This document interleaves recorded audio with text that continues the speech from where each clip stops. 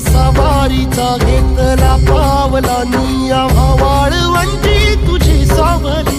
गळा भेट घेण्या भीमेची निघाली तुझ्या नाम घोषात इंद्रायणी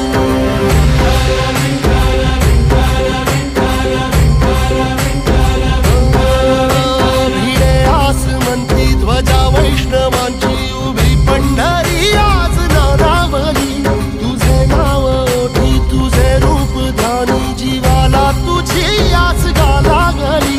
जरी बाप साऱ्या जगाचा परी तू आमालेकरांची विठू माऊली